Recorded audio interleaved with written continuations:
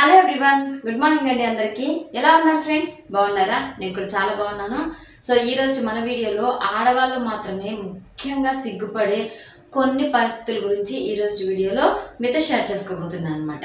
అంటే ఎలాంటి పనులైనా సరే ఆడవాళ్ళైనా మగవాళ్ళైనా ఈజీగా చేసేయగలరు, కానీ కొన్ని పనులు మాత్రం ఆడవాళ్ళు అందరిలో చేయాలంటే చాలా సిగ్గుపడుతూ ఉంటారండి. సో అలాంటి విషయాల గురించి కనుక మీకు తెలిస్తే లైఫ్లో చాలా బాగా ఉపయోగపడుతుంది కదా అనేసి ఈ టాపిక్ గురించి మీతో షేర్ చేయాలనుకుంటున్నాను. సో ఈ టాపిక్ పైన కనుక మీకు కనుక ఇంట్రెస్టింగ్గా ఉంటే ఈ వీడియోని ఎక్కడ కూడా స్కిప్ చేయకుండా లాస్ట్ వరకు ఫుల్గా చూడండి, ఓకేనా? సో ఫస్ట్ ఆఫ్ ఆల్ ఆడవాళ్ళు ఎక్కువగా సిగ్గుపడే 10 పాయింట్స్ గురించి ఈరోజు వీడియోలో చెప్తా అన్నాను కదా. వాటిలో నెంబర్ 1 ఏంటంటే కనుక గ్యాస్ ప్రాబ్లం అండి. సో గ్యాస్ ప్రాబ్లం అందరికీ ఉంటుంది. ఈ మధ్య కాలంలో చిన్న పిల్లల దగ్గర నుంచి కూడా స్టార్ట్ అయిపోతుంది. సో మగవాళ్ళు అయితే కనుక ఎంతమంది ఉంటే నాకేంటి, నాకు వచ్చిందా రిలీజ్ చేసేసామా అనేసి బర్రం అని చెప్పి రిలీజ్ చేసేస్తూ ఉంటారనమాట.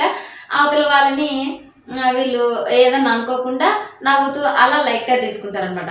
బట్ అమ్మాయిలు మాత్రం అలా కాదండి. వాళ్ళకి గ్యాస్ట్రిక్ ప్రాబ్లం ఉన్నప్పుడు అలాంటి గ్యాస్ని రిలీజ్ చేయాలంటే చాలా ఇబ్బంది పడుతూ ఉంటారనమాట. ఎవరు లేని రూమ్లోకి వెళ్ళి రిలీజ్ చేయడం, లేకపోతే వాష్రూమ్లోకి వెళ్ళి రిలీజ్ చేయడం. సో అలాగా రిలీజ్ చేయడమే ఇష్టం లేకుండా అలాగే దాన్ని అణుచుకొని ఉండి ఆ కడుపు నొప్పిని కూడా ఫీల్ అవుతూ అలా బాధపడుతూ ఉంటారనమాట. సో ఇలాంటి ప్రాబ్లం కనుక మీకు ఉంటే అసలు సిగ్గుపడకండి. ఎందుకంటే అలా సిగ్గుపడి మీరు అణుచుకున్నారనుకోండి చిన్న చిన్న ప్రాబ్లమ్స్ చాలా వస్తాయన్నమాట. దానివల్ల మీరు చాలా సఫర్ అవ్వాల్సి ఉంటుందన్నమాట. కాబట్టి సిగ్గుపడకండి, తప్పదన్నట్టుగా అలా చేసేసి రిలీజ్ చేసేసి మీరు కూడా ఒక నవ్వు నవ్వేసి మీరు కొంచెం రిలీఫ్ అయిపోండి, ఓకేనా? సో నెంబర్ 2 ఏంటంటే కనుక సో ఆడవాళ్ళకి ముఖ్యంగా వస్తున్న సమస్యల్లో ఇది కూడా ఒకటండి.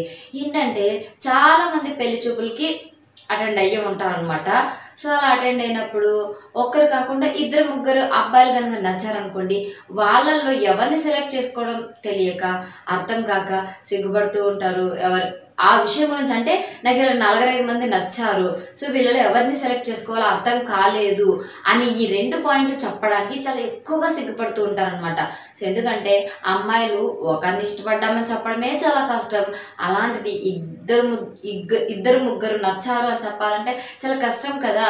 సో వాళ్ళల్లో ది బెస్ట్ అనే వాళ్ళని ఎంచుకోవాలంటే మరీ కష్టపడిపోతూ ఉంటారు. సో ఇందులో సలహా కోసం ఫ్రెండ్స్ని కానీ ఫ్యామిలీలో మెంబర్స్ని కానీ క్లోజ్గా ఎవరైతే ఉంటారో వాళ్ళతో షేర్ చేసుకొని అడగాలనుకుంటారు కదా.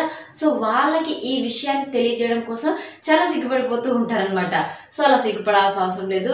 డెఫినెట్గా వాళ్ళతో షేర్ చేయండి. వాళ్ళలో ది బెస్ట్ని మీరు సెలెక్ట్ చేసుకుని లైఫ్ లాంగ్ హ్యాపీగా ఉండండి, ఓకేనా? సో నెంబర్ 3 ఏంటంటే కనుక అమ్మాయిలకి చాలామంది ఇది కూడా ఫేస్ చేసే ఉంటారు.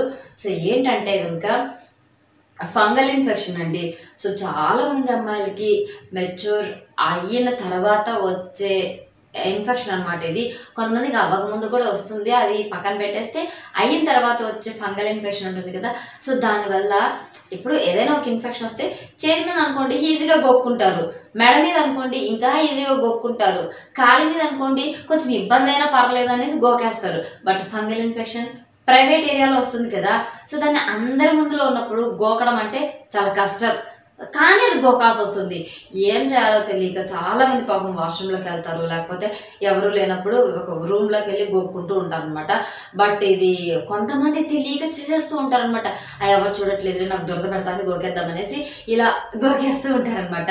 బట్ మీరు కనుక అలా గోకుతూ ఉన్నటువంటి ఆడవాళ్ళని చూస్తే వాళ్ళని చూసి నవ్వటము, లేకపోతే చెయ్యి మార్చు, లేకపోతే చెయ్యి తీ, ఇలా అని కామెంట్ చేయడం లాంటిది అసలు చేయకండి. ఎందుకంటే వాళ్ళకు ఉన్నటువంటి మేజర్ ప్రాబ్లం అన్నమాట ఇది. సో కొంచెం మీకు చూడడానికి ఇబ్బంది అయినా పర్లేదు, భరించండి అంతే తప్ప వాళ్ళని కామెంట్ చేసి వాళ్ళని ఏడిపించకండి, ఓకేనా? సో అలాగే 5th వన్ ఏంటంటే కనుక సో అమ్మాయిలు ఎక్కువగా కాదండి, కొంచెం తక్కువైనా సరే బంధువుల ఇళ్ళకి వెళ్తూ ఉంటారు కదా, మీరు కూడా వెళ్ళే ఉంటారు. సో అప్పుడు వీళ్ళకి బాగా ఆకలేస్తూ ఉంటుంది. బట్ అడగాలంటే సిగ్గు, వాళ్ళని అడిగి పెట్టించుకొని తినాలంటే మొహమాటం, కానీ ఆకలేమో వేస్తూ ఉంటుంది.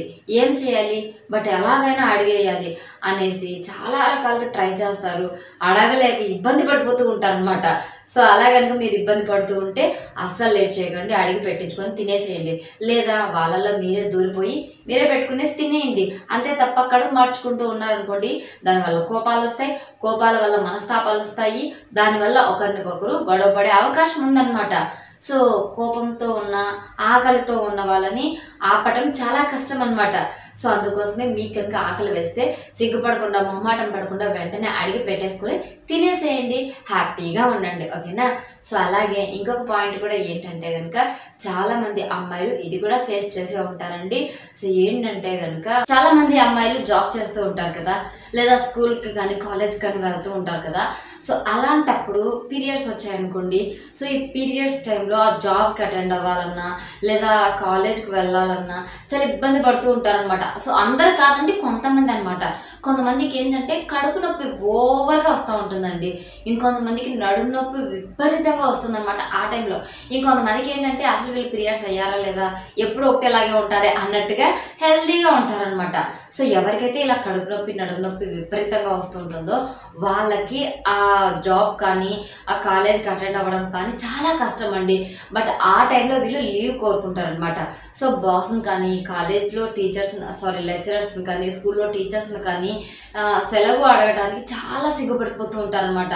అంటే రీజన్ పీరియడ్స్ అని చెప్పడానికి ఎక్కువగా మొహమాట పడతారు, ఎక్కువగా సిగ్గుపడతారు అనమాట. బట్ నేనేం చెప్తానంటే అసలు సిగ్గుపడకండి. సో వేరే రీజన్ చెప్పారనుకోండి మీ పట్ల, అంటే మీరు అబద్ధం చెప్తున్నారు అంటే ఇది అబద్ధం అని తెలిసిన రోజున మీ పైన బ్యాడ్ ఇంప్రెషన్ వస్తుంది అనమాట. కాబట్టి పీరియడ్స్ అన్నట్టుగా అందరికీ కామన్ కదా. సో బాస్కి అయితే కనుక ఈజీగా చెప్పేయండి, నాకు ఇట్లా పీరియడ్స్ నేను తట్టుకోలేను, అసలు అటెండ్ అవ్వలేను, కాబట్టి నాకు 3 days లీవ్ కావాలి అనేసి అడగండి. ఏదైనా సరే మనం ఇన్నర్గా ఫీల్ అయ్యి దాన్ని ఎక్స్ప్రెస్ చేయాలంటే కష్టం. సో ఇన్నర్గా మనం పాజిటివ్గా ఫీల్ అయ్యి ఎక్స్ప్రెస్ చేయడం చాలా ఈజీ. సో అందుకోసమే నెగిటివ్గా ఫీల్ అవ్వకుండా పాజిటివ్గా ఫీల్ అయ్యి ఇది అందరికీ కామనే కదా, ఇందులో సిగ్గుపడాల్సిన అవసరం ఏముంది అనేసి ఫీల్ అయ్యి బాస్ నాకు ఇలా లీవ్ కావాలి, లేదా టీచర్ నాకు ఇలా లీవ్ కావాలి, లేదా మీ లెక్చరర్ దగ్గరికి వెళ్ళి నాకు ఇలా లీవ్ కావాలి పీరియడ్స్ పరంగా అనేసి అడిగి లీవ్ తీసుకునేసి హ్యాపీగా హెల్దీగా ఆ 3 days గడపండి. సో దాని తర్వాత మీరు ఈజీగా రికవరీ అవుతారు. కాబట్టి ఈ పెండింగ్ పడిన వర్క్ని, పెండింగ్ పడిన సబ్జెక్ట్ని మొత్తం కూడా నెక్స్ట్ మీరు ఫుల్ఫిల్ చేసేయండి. ఓకేనా? ఇది ఒకటి అనమాట. సో ఈ టైంలో కూడా ఎక్కువగా అమ్మాయిలు సిగ్గుపడుతూ ఉంటారు. నెక్స్ట్ ఇంకొకటి మోస్ట్లీ మీరు ఎక్కువ సిగ్గుపడేది, ఇబ్బంది పడేది ఏంటంటే కనుక మీ బాయ్ ఫ్రెండ్ దగ్గర కావచ్చు, బాయ్ ఫ్రెండే లేండి, హస్బెండ్ కాదు.